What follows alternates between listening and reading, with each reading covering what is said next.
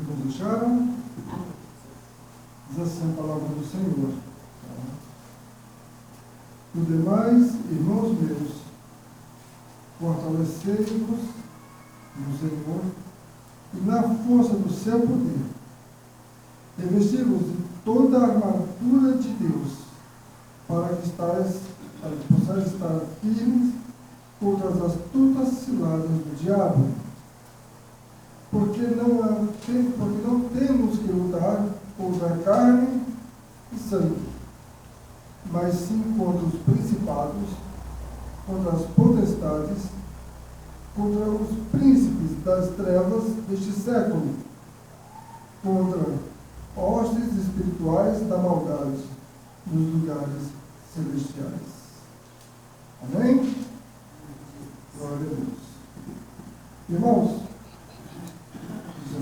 glorificar ao Senhor, nós devemos entender, é muito importante que nós venhamos a entender.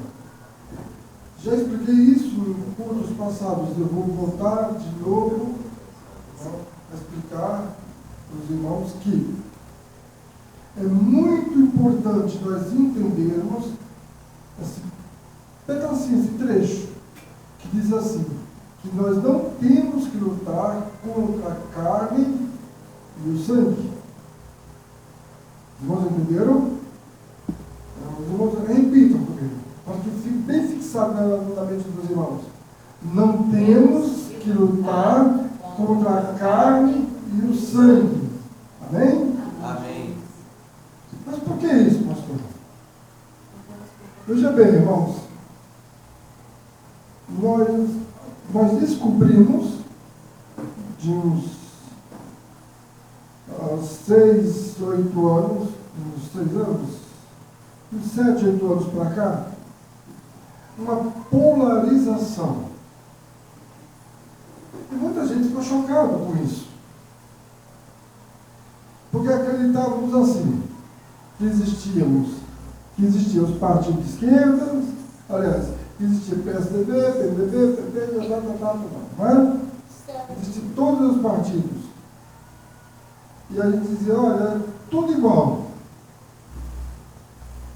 Nós também para falar de política? Não. Eu vim para falar de polarização. Polarização, eu estou me referindo aos dois polos.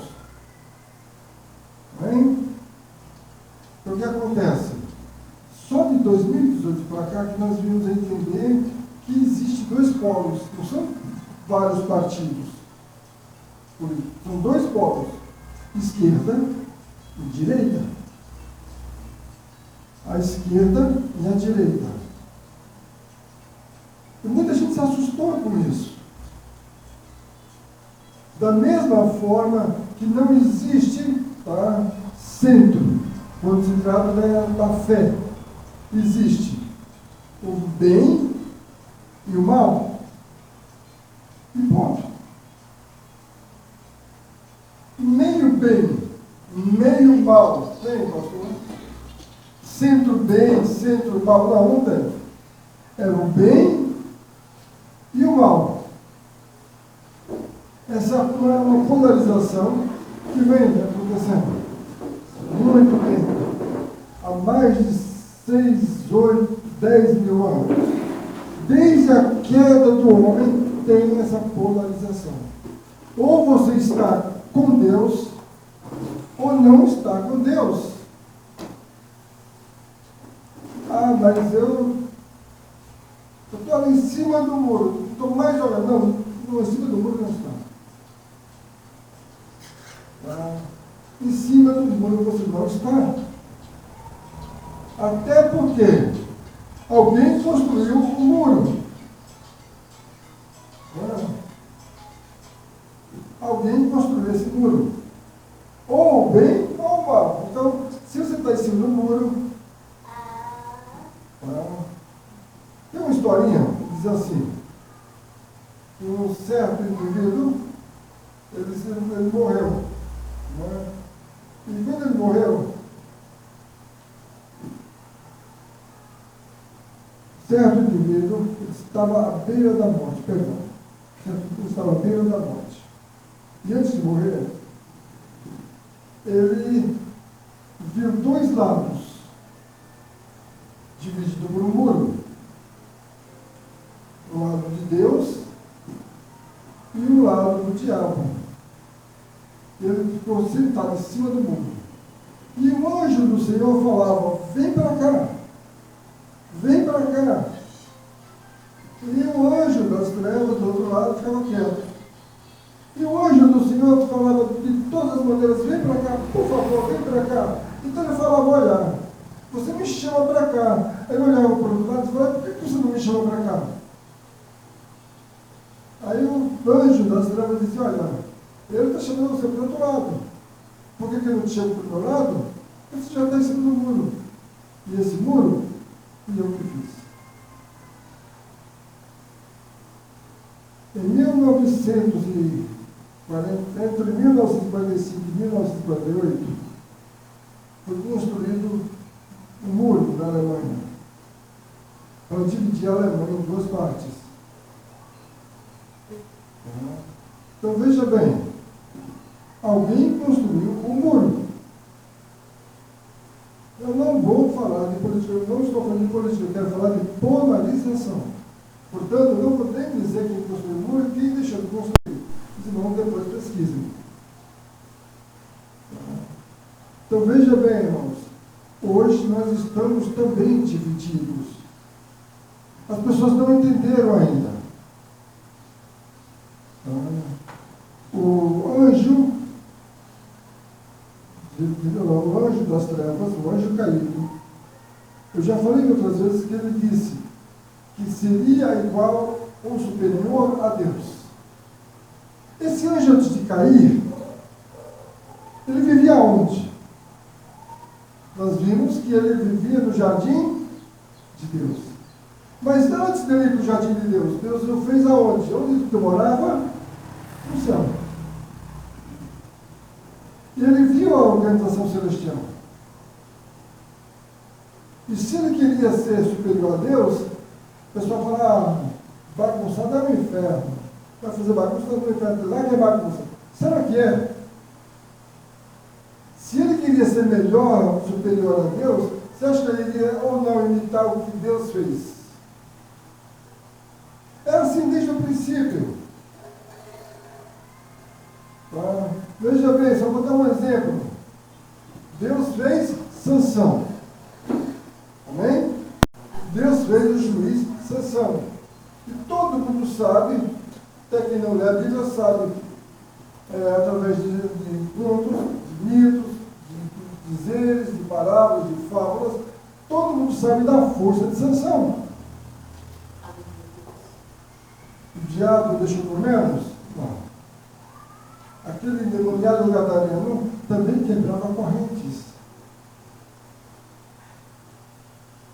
Onde você quer chegar com isso, pastor?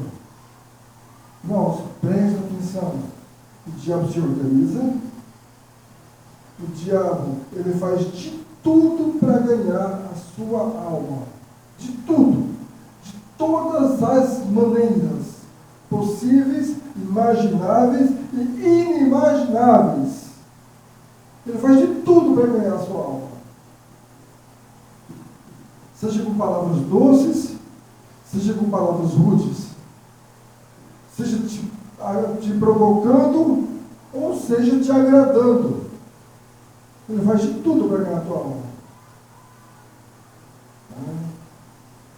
Às vezes, você está passando na rua, e do nada, uma pessoa te agride. Quem já passou por isso? Eu já. Do nada, uma pessoa te agride. Se você não, ou seja de forma verbal, seja de forma física, seja de forma aleatória, seja até, enfim, do nada. Seja na família, no encontro familiar, do nada, a conversa está fluindo bem, de repente, alguém fala uma palavra, aquela palavra é mal interpretada, e quando você pensa que não, tem um fogaréu. Quando pensa que não, tem uma discussão generalizada. Quando você pisca o olho e tem pessoas já empurradas, você acha que isso é à toa? Dentro de casa, você fala uma palavra, a pessoa entende outra, numa discussão numa conversa entre duas pessoas, irmãos, a pessoa fala, pastor, mas tudo é o diabo, tudo é o diabo. Enquanto você não entender que nós vivemos numa constante batalha, uma batalha árdua de 24 horas, enquanto você não entender que tem uma luta agora, Deus e o diabo estão agora tentando ganhar a tua alma. Mas por que estão tentando? Porque você é livre para escolher. Você é livre. Você tem a liberdade. Mas o que é que eu faço de errado? Irmãos, carta de Paulo aos Romanos, capítulo 5, versículo 12, diz assim: que por um homem entrou o pecado, e por um homem sairá o pecado. A Bíblia diz, nos dá conta que todos pecaram, e destituídos estavam da glória de Deus. Todos. Só não peca aquele que não mente. Você conhece alguém que nunca mentiu? Alguém que que começa com você, vive no seu meio, mas não mente? Você conhece alguém? De carne e osso? Alguém de carne e osso, que você conversa, que come com você, que conversa com você. Filho de homem. Se ele não pecar, é porque ele não mente. E o inverso também. Se ele não mente, ele não peca. Mas quem não mente? Eu já expliquei outras vezes. Vamos lá, vamos tentar entender. A Bíblia diz assim, em João 8:42. Diz assim: o diabo é o pai da mentira. E aquele que mente é filho do diabo. Quem não mente? Vamos separar. Então vamos separar, tá? Os que não mentem são filhos de Deus. Só é filho do diabo os que mentiram. E contou pelo menos uma mentira desde o seu nascimento. Pelo menos uma. É filho do diabo. Você conhece alguém que nasceu igual? Não. Sabe por quê? Porque a Bíblia diz assim: vós sois filhos do diabo. Mas Jesus Cristo veio para nos resgatarmos da maldição. Jesus Cristo veio para nos resgatar desta maldição. Aí diz assim, em Marcos, capítulo 15, versículo 16, diz assim: indo por todo canto e pregar o Evangelho. Aquele que aceitar aquele que crer e for batizado será salvo. E aquele que não crê já está condenado. Então veja bem, irmãos, todos têm que aceitar a Cristo como seu único e suficiente Salvador. Todos têm que aceitar a Cristo, para que Cristo possa resgatá-lo. Aí ele diz assim, Jesus Cristo nos revela aqui. Tá? Eu sou a videira verdadeira. Eu vos enxertareis em mim. O que é enxerto? Você pega um galhinho, não? Corta e coloca naquele galho.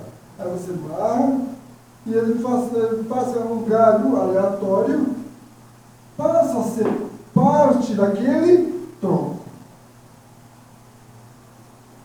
Então você, eu, nós éramos galhos aleatórios. Aceitando a Jesus, passamos a fazer parte desta videira.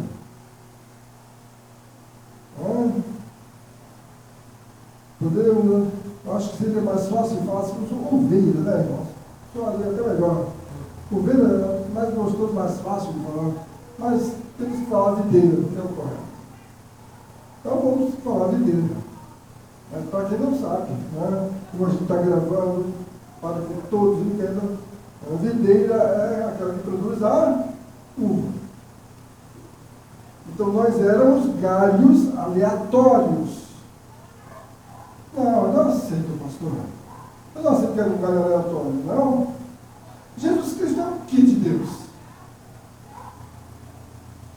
Ele é o que de Deus? Quem sabe? Filho. Filho é o quê? Primeiro, segundo, terceiro, quarto, quinto filho de Deus? Filho? Primogênito quer dizer o primeiro. Unigênito de Deus. Que quer dizer o quê? Único. Filho único tem irmãos? Não. Se filho único não tem irmão, Jesus Cristo é o Filho de Deus, então quer dizer que nós somos todos filhos de Deus. Passamos a ser, passar pelos processos de adoção a partir do momento que aceitamos que Ele é o único que pode nos salvar. Ele é o único e suficiente salvador de nossas almas. A partir do momento que nos conscientizamos que só Ele pode nos salvar, que só Ele tem palavra de vida eterna. Quando certa vez ele falou para Pedro, Pedro reclamou, disse: olha, mestre, você está pregando muito duro. As pessoas estão indo embora. Tem que pregar com mais, adocicar mais as palavras. Olha o povo se dispersando. Aí ele falou: duro? Quer também, Pedro? Vai. Para onde eu vou, Senhor, se somente o Senhor tem palavras de vida eterna? Aleluia. Aleluia, Jesus. Então fica, Pedro, mas ouve. Fica quietinho, ouve. Está entendendo? Tem pessoas usadas por Deus, sim ou não? Sim. Tem pessoas que Deus usa? Tem. Pessoas que Deus usa para nos trazer naquele momento que a gente está mais cabisbaixo, naquele momento que a gente está mais depressivo, melancólico, cabisbaixo, agitador. Nós chega um filho de Deus e fala: fica assim não. E dá aquela palavra gostosa, a gente se anima, se vigora, e é gostoso. Tem pessoas usadas pelo diabo também? Tem pessoas que dão ao diabo? Sim ou não? Tem. Então o que acontece? Só que tem pessoas que vão mais além. Tem pessoas que se deixam ser levadas pelo diabo de maneira tal que do nada você vai passando em outro lugar, então olha para a pessoa e fala: está olhando o quê? Está vendo o quê? Se você discute com essa pessoa, você para e vai discutir. Não na sua conta toda, começa uma discussão. Você acredita que você está discutindo com aquela pessoa? Você acha que está discutindo com a pessoa e você vai ganhar a discussão. Deixa eu falar uma coisa. Você não vai ganhar a discussão. Sabe por quê? Porque aquela pessoa não está em si. Você está na carne. Você está irado, você foi provocado. Você está agindo segundo a sua carne, a sua vontade. Mas a pessoa está agindo no espírito. É o diabo que está usando o anão. E sabe quando você vai ganhar uma discussão com o diabo? Nunca. Sabe por quê? Porque tem milênios de anos de experiência. Milênios. Por mais que você seja uma pessoa equilibrada, uma pessoa intelectualmente sadia, uma pessoa erudita, nunca você vai conseguir ganhar uma discussão com o diabo. Porque ele tem milênios de anos de experiência na sua frente. Mas o que eu faço? Quando a pessoa quiser discutir com você, seja a pessoa de longe, distante, que você nunca viu, ou uma pessoa perto de você, do seu convívio, da sua família, próxima de você, sabe o que você tem que fazer? Ele veio discutir com você, ela veio discutir com você, ela veio sendo usada pelo diabo, ela veio pelo espírito do diabo. Mas é o seguinte, espírito discute com espírito. Dobra o joelho e vai lá. Dobra o joelho e vai lá. Agora sim.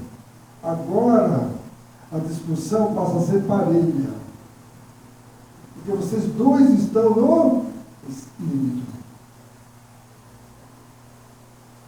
Agora sim. Depende de quem dá mais lugar agora. Agora sim, a discussão está de igual para igual. Você está no espírito, a pessoa também. Agora, quem dá mais lugar, se você der mais lugar a Deus do que ao diabo, quem vai vencer? Naturalmente você. Paulo disse certa vez: eu conheço a lei que é boa, mas a lei que eu conheço, essa eu não pratico. Miserável homem que eu sou. Quem me livrará do corpo dessa morte?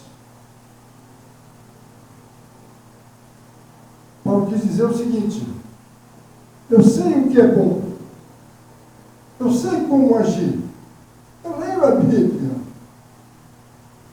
eu sei o que eu devo praticar. E por que eu não pratico?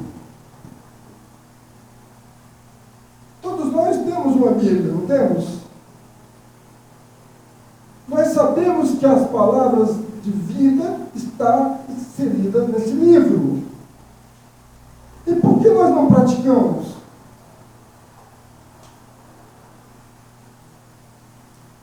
Quer saber por quê? Quando você não conhecia Cristo, você tinha a sua natureza. Não é? A natureza humana. Agora, você conhece a Cristo, você se entrega a Cristo, e dentro de você também tem a natureza de Cristo. Eita, e agora? Dentro de você tem duas naturezas. Talvez a nossa irmã Daiane, qualquer dia desse, possa nos explicar melhor, porque talvez a psicologia explique.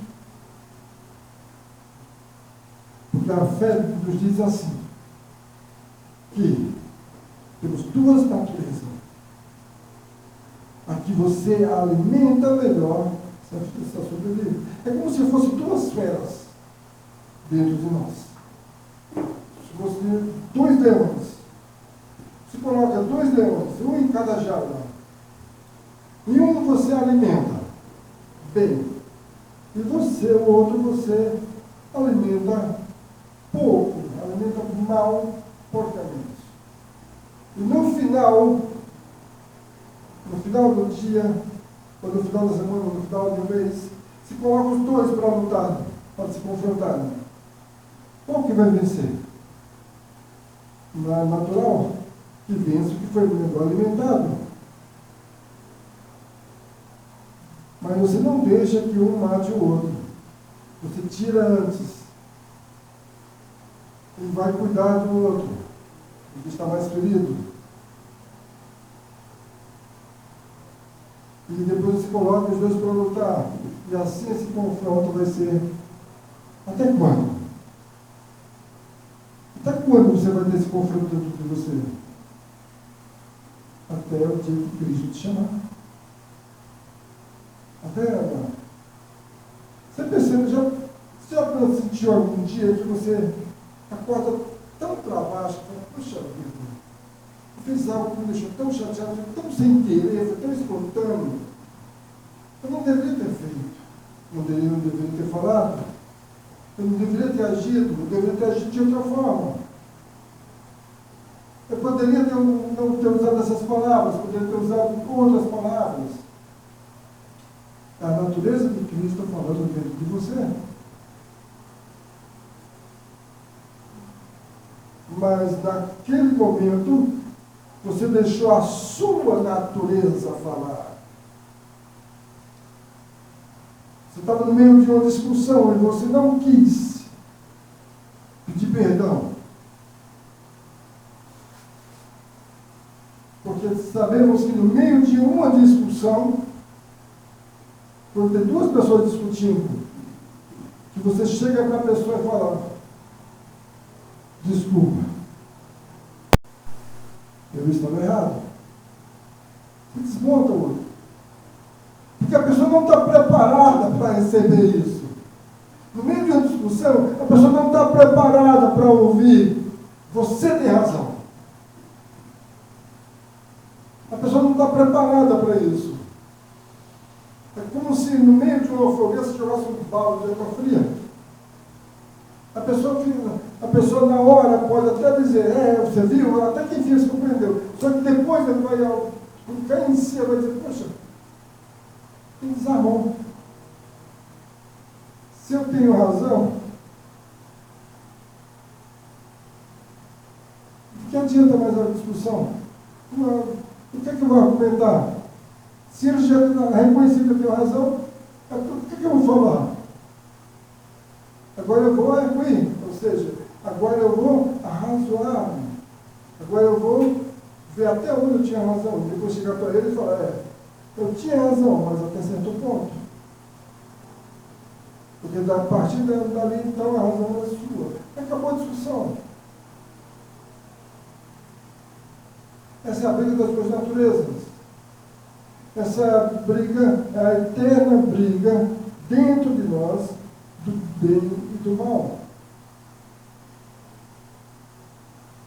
Quando nós esquecemos que o maior tem que se curvar diante do menor, quando nós nos esquecemos disso, nós vamos para a agressão, primeiro verbal.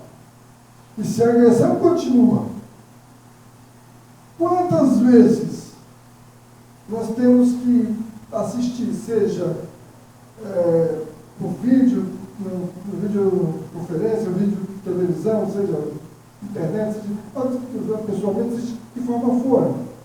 Quantas vezes nós vamos ter que presenciar duas pessoas que começaram discutindo verbalmente e partiram para vias de fato?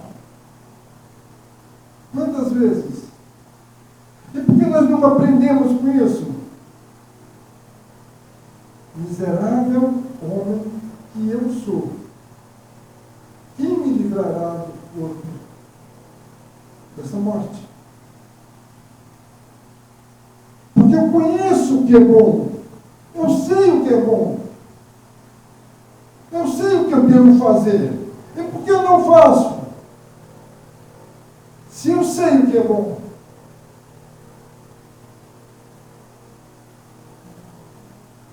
Veja bem,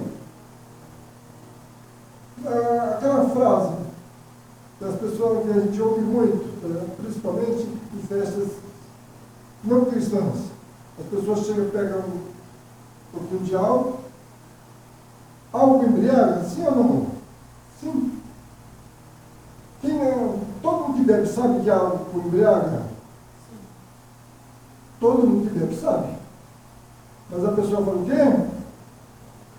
Ah, eu sou forte. Eu bebo um pouquinho, ó, dá nada comigo. Quer ver? Põe um pouquinho. Aí eu vai lá e bebe. Falei que eu estou sóbrio. Tá vendo? Põe. Mais um pouquinho. Mais um pouquinho. Quando o primeiro está deitado no chão, não está acontecendo nada. Nem, viu só, eu estou retinho, deitado no chão.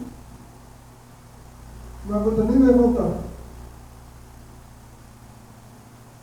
Porque ele não reconhece, ele não consegue reconhecer que ele, diante de um álcool, o álcool vai distorcer o seu cerebelo, vai neutralizá-lo, e ele vai desequilibrar e cair. E mesmo depois que está no chão, ele vai dizer o quê? Eu dirijo. Eu dirijo muito melhor quando eu bebo do que quando eu não bebo. Aí vai dar certo posto.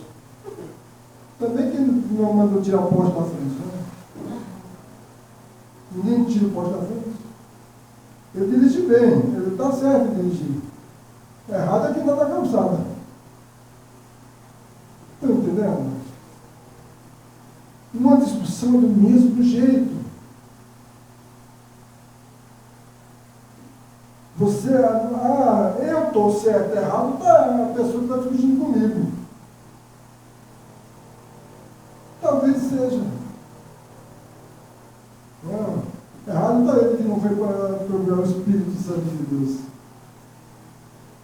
Se eu tivesse ido para o joelho, esses dois não estariam brigando. Esses três não estariam brigando. Esse grupo não estaria brigando.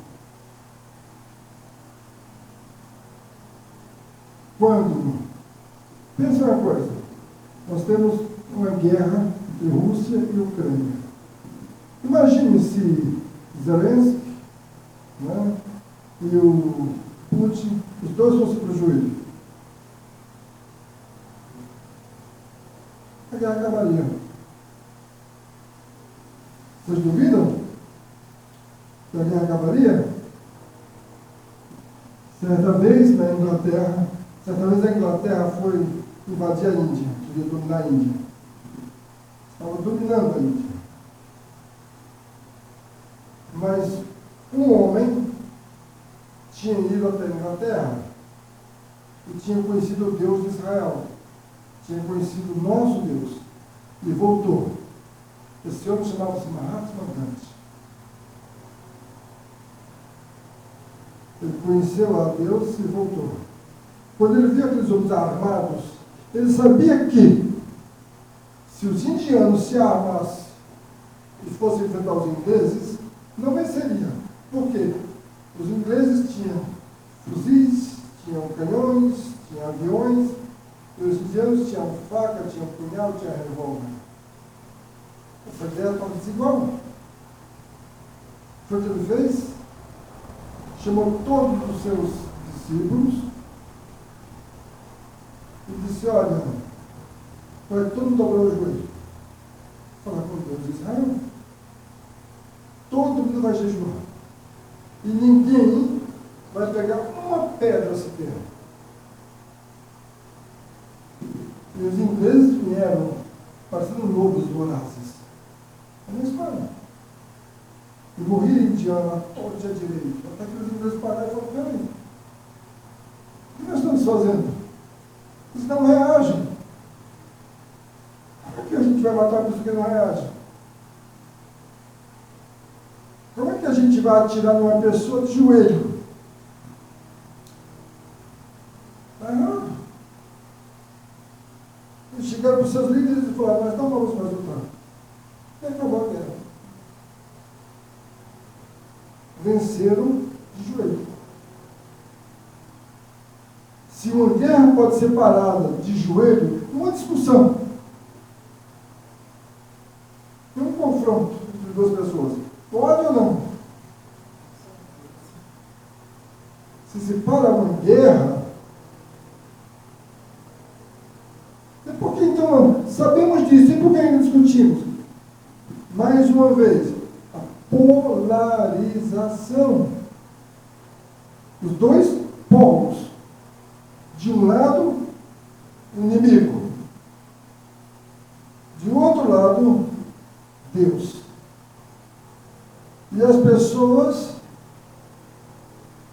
procurando entender, filosofando, não procurando entender, procurando filosofias. Tem. O diabo, ele é ruim, mas... E começa a fazer ponderações. Deus é bom, mas... Só que nós não temos tempo para mais. No meio de uma guerra, não tem tempo para mais. Paulo diz aqui, aí Paulo conclui, dizendo assim, tá? Portanto, irmãos, tomai toda a armadura de Deus. A armadura, se usa a armadura para quê? Para guerra. Então nós estamos em guerra. E uma guerra sem trégua, meus irmãos. Uma guerra sem trégua, nem de dia nem de noite. Tá? Aí diz assim, tá? Para que possamos resistir no dia mau, e havendo feito tudo isso, ficarmos firmes, sem desmoronarmos. Vence a discussão aquele que ora mais. Aquele que ora, esse vence a discussão. E aquele que vence a discussão está firme. Aquele que não ora desaba. Aquele que não ora faz bobagem. Aquele que não busca a Deus fala bobagem. E depois se arrepende. É fato. Quantas vezes nós não falamos de... Poxa, não era isso que eu queria dizer. Mas já foi. Palavras ditas não voltam. Palavras ditas não tem como voltar atrás. Você fala palavras que machucam uma outra pessoa e depois não tem como voltar atrás. Desculpas não cicatrizam. Mas mesmo que cicatrizam, que se parar o sangramento, de palavras são dardos. Sabe o que é dardo? Aquelas flechazinhas. Só que em guerra, os dardos não são aquelas flechazinhas, são flechas grandes. Os dardos inflamados do maligno. Que na guerra, eles pegavam uma flecha, né, e pegavam a ponta e atiravam. Mas antes de pegar aquela ponta e colocava pano, enrolava pano, umedecido em petróleo, ou em resina, atirava fogo e atirava. Quando aquela flecha entrava na pessoa, ela entrava queimando tudo. E se você puxa, o interessante da flecha é que se você não, ela tem aquelas duas, ela é pontiaguda. Se você puxa, quando ela entra, ela fura. Se você puxa, ela rasga muito mais. Então o que tem que fazer? Quando uma pessoa é tirada por flecha, quando ela sente a flecha, você bate a flecha, para que a flecha saia do outro lado. E do outro lado você puxa. Você quebra a parte final dela e empurra a flecha. Agora imagine isso em sentimentos. Imagine quando o diabo, tudo que se falou, isso aqui foi literal? Não. Está se fazendo uma simbologia. Agora imagine palavras. Você fere uma pessoa com palavras que você O único jeito que tem para cicatrizar é chamar aquela pessoa para o diálogo e atacar, e fazer um ataque. Não atacar de novas palavras, mas empurrar ela até sair do outro lado. A cicatriz vai ficar. E às vezes o ferido não resiste. Morre. E você perde uma pessoa. Perde uma pessoa querida. Perde uma pessoa que você prezava muito. Perde um irmão, perde um pai, perde uma mãe, com palavras que você usou. Você usou dardos inflamados do maligno. Ou pessoas usaram contra você. E a Bíblia, o que ela diz sobre isso? Aí Paulo diz aqui. Estou terminando, tá, irmão? Eu estou terminando. Está dizendo, o pastor já está passando das 10, pastor. Não, estou terminando. Aqui, ó. Aí diz assim: estáis, pois, vivos, tendo ungido os vossos lombos com a verdade e revestida da couraça da justiça. Sabe por que muitas vezes nós nos magoamos? Muitas vezes nós nos ferimos? Porque queremos ser bons. Pastor, eu sou uma pessoa má? Não. Deus fala para você ser justo. Pessoas más ferem. Pessoas boas se ferem. Deus fala para sermos justos. Agirmos com justiça. Com sensatez. Para usarmos a couraça da justiça. Sempre. Para agirmos segundo a palavra de Deus. Uma vez o jovem falou para Jesus: bom mestre, o que eu posso fazer para ter a vida eterna? Ele disse: por que me chama de bom? Eu não sou bom. Bom é meu Pai que está no céu. Imagino Deus falando lá dos céus: eu não sou bom, eu sou justo. Amém?